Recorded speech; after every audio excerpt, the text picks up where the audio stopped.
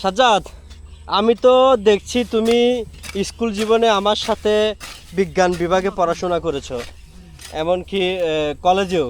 আর তুমি হঠাৎ কৃষিকাজে এরকম নিজেকে সম্পৃক্ত করার কারণ কি? আসলে কৃষি এটা হচ্ছে একটি সেবামূলক কাজ।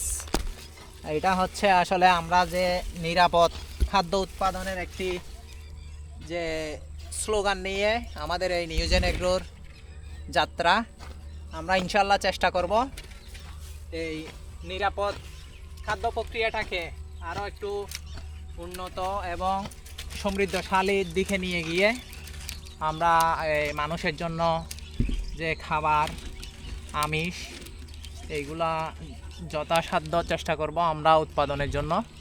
তো আমি আপনার প্রতিও একটু থাকবে, যেহেতু আমার একসাথে আমরা দুইজনই পড়াশোনা করছি স্কুল লেভেল থেকে।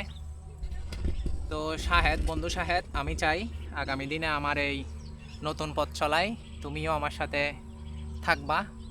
আমরা একসাথে এই কৃষি বান্ধব একটি পরিবেশ আমাদের এই চারিয়াতে গড়ে তুলব ইনশাল্লাহ।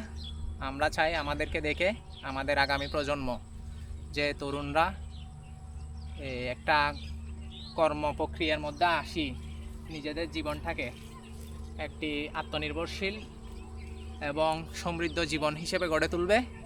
চাকরির প্রতি ঝুঁকি না পড়ে আমরা চাইব আমাদের এই যে মাতৃভূমি সবুজ শ্যামল এই প্রকৃতিটাকে নিজেদের মতো করে সাজিয়ে উন্নত একটা বাংলাদেশ বিনির্মাণ করব ইনশাআল্লাহ। আমি চাই আমাদের এই অগ্রযাত্রায় আপনিও আমাদের সাথে থাকবেন।